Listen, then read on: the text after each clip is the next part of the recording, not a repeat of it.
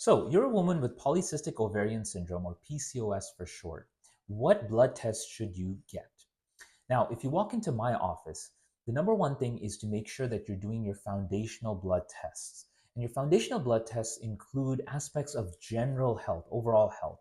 These include things like an iron panel, vitamin D, a complete blood count that tells you how white blood cells, hemoglobin platelets, a metabolic panel that tells you your liver status, your kidney status, um, vitamin B12, lipid panel, right? So these are your basic tests that you want to make sure that you do to just look at those foundational aspects of health. But there are some specific additional markers that you want to look at as well as it pertains to PCOS. And those are as follows. Firstly, you want to make sure you're checking hormone levels in the blood. And when we say hormone levels in the blood, we're talking about firstly your sex hormones. So that includes your androgens like testosterone or DHEA sulfate. That's DHEAS for short.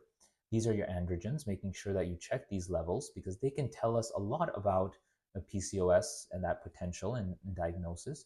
Checking your FSH and your LH and this ratio.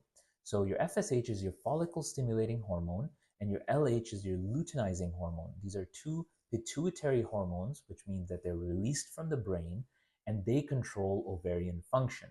So checking the levels of that is very important because in PCOS, you often have a situation where your LH levels are much higher than your FSH levels, much higher than what they would be in a normal individual who does not have PCOS. So that's very important. Secondly, checking estradiol and progesterone levels are also going to be important because, as I mentioned in a previous video, PCOS tends to come with low estrogen or low estradiol levels, in other words, because the conversion of testosterone into estradiol is impacted at the ovarian level. So looking at estradiol levels, looking at progesterone levels are also very important. And then next, you want to also check prolactin levels. You want to check cortisol levels. These are important levels in the blood because with the diagnosis of PCOS being an exclusionary diagnosis, you have to make sure that there isn't something else going on that could explain some of the symptoms. So making sure it isn't high prolactin, making sure the cortisol levels aren't abnormal is going to be very important too. So these are some additional tests that are crucial to do with PCOS.